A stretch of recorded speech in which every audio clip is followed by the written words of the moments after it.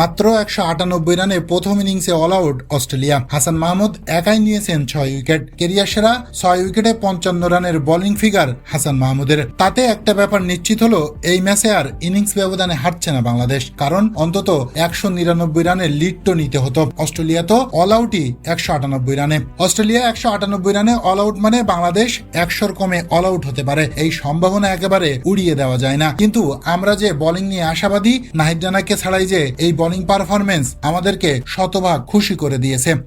Lunch ব্রেকের ঠিক আগের বলে গ্রিনের উইকেট নিয়ে প্রথম সেশন শেষে বাংলাদেশকে উইনিং পজিশনে রেখে দিলেন তাসকিন আহমেদ। অর্থাৎ নির্দ্বিধায় বলা যায় ম্যাচের প্রথম সেশনটা বাংলাদেশই জিতেছে। 45 রানে 0 উইকেট থেকে 74 রানে 4। এভাবে সেশন বাই সেশন খেলে আগানো উচিত। কিন্তু প্রথম সেশনে বাংলাদেশের কলঙ্কের দাগ হয়ে থাকবে স্মিথের ক্যাচ মিসটা। তানজিদ তামিম স্লিপে ক্যাচ নিয়ে আরো সচেতন হওয়া উচিত। প্রায় প্রতি ম্যাচেই কুশাল মুহূর্তে ক্যাচ ফেলে দিচ্ছেন তিনি। অস্ট্রেলিয়ায় গিয়ে অস্ট্রেলিয়াকে হারিয়ে দিবে বাংলাদেশ, এই প্রেশারটা দর্শকেরা দেয় না। দর্শকেরা চাচ্ছে ফাইটিং স্পিরিট, অস্ট্রেলিয়াকে জানান দেওয়ার স্পিরিট। সেটা প্রথম সেশনে পাওয়া গেছে। অবশ্য বাংলাদেশ বোলিং এ এই স্পিরিটটা দেখাবে। ব্যাটিং শুরু করলে হয়তো হতাশার গল্পই বলা লাগবে। তবে আপাতত বাংলাদেশের বোলিংটা নিয়ে প্রশংসা করাই উচিত। প্রতিটা পেসারই দুর্দান্ত করেছেন আজ। বাংলাদেশের পেসারদের আগুনে পুড়ে নিজেদের ঘরের মাঠে রীতিমতো পুড়ে সারকার অস্ট্রেলিয়া। হ্যাঁ দর্শক, দিনের প্রথম সেশনে বাংলাদেশ তুলে নিয়েছে 4 উইকেট 74 রানের মধ্যে। অস্ট্রেলিয়া হয়ে পড়েছে দিশেহারা।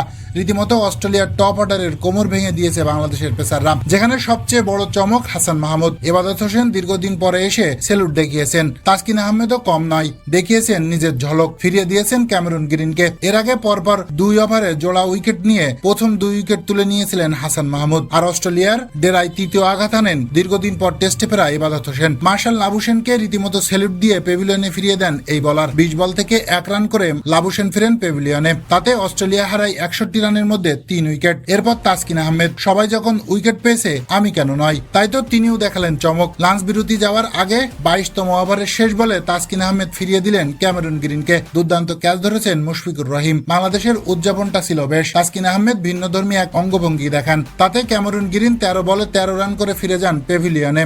আর 74 রানের মধ্যেই অস্ট্রেলিয়া হারিয়ে ফেলে তাদের 4 উইকেট এবং লাঞ্চ বিরতিতে যায়। একপাশে জীবন পেয়ে স্টিভ স্মিথ ভালো খেললেও অন্য পাশে ঠিকই উইকেট তুলে নিচ্ছে বাংলাদেশি বোলাররা, যেখানে 4 উইকেট তুলে নিয়েছেন হাসান মাহমুদ। লাঞ্চের পর অস্ট্রেলিয়া শিবিরে প্রথম আঘাত হানেন ইবাদত হোসেন। অ্যালেক্স ক্যারিকে আউট করেন এই বোলার। এরপর তাসকিন ফেরান ওয়েবস্টারকে। তাতে 152 রানে 6 উইকেট হারায় অস্ট্রেলিয়া। এখানেই শেষ নয়, প্রথম সেশনে দুর্দান্ত বল করা হাসান মাহমুদ এবার আউট করেন অজি অধিনায়ক প্যাট কামিন্সকে। এরপর চা বিরতির আগে মিচেল স্টার্ককে আউট করে নিজের 4র্থ উইকেট পূর্ণ করেন হাসান মাহমুদ। তাতে 183 রানে 8 উইকেট হারায় অস্ট্রেলিয়া। 50 তুলে নিয়ে একপাশে দলের হাল ধরে রেখেছেন এখনো স্টিভ স্মিথ। একটু একটু করে সেঞ্চুরির দিকে এগিয়ে যাচ্ছেন এই ব্যাটসম্যান।